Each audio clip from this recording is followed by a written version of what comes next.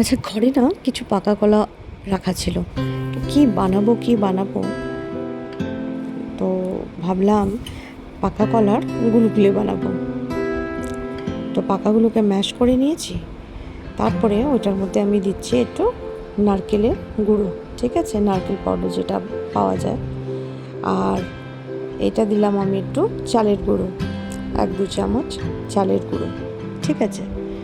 আচ্ছা, তারপরে আমি দিচ্ছি এটাতে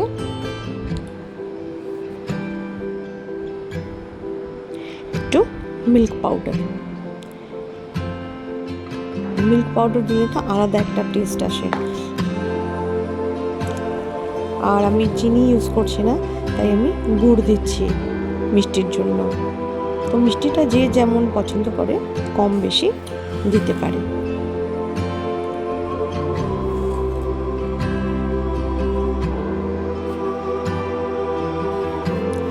আর একটু বাইন্ডিংয়ের জন্য না আমি সুজিও দিচ্ছি। এটাতে বেশ মচমচে হবে খেতে, গুলগুলিগুলো যেটা হবে না তৈরি। আর একটু টেস্টের জন্য মড়ি দিলাম।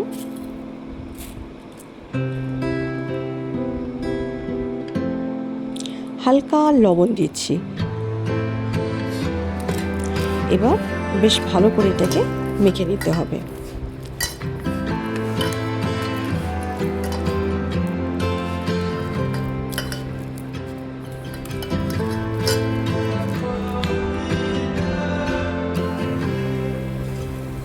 কনসিস্টেন্সিটা এরকমই থাকবে।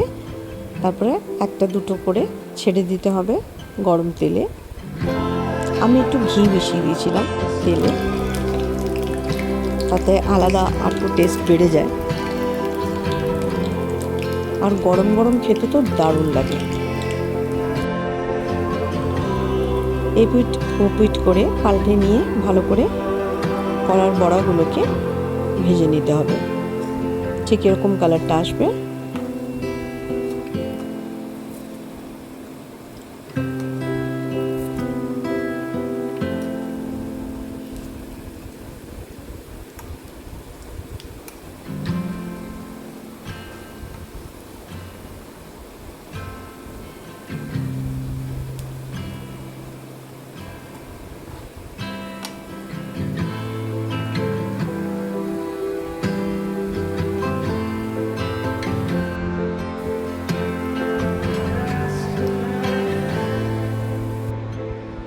কলার বড়া রেডি। তবে এই কটা বানাইনি আমি, বানিয়েছিলাম আরও অনেক কটা। তবে বানাতে বানাতেই সব আউট হয়ে গেছে। তো এই কটা বাকি ছিল, তাই এটা দিয়ে আমি সাজিয়ে দেখাচ্ছি। পাকা কলা দিয়ে সুন্দর বেশ গরম মুচমুচে পাকা কলার বড়া তৈরি।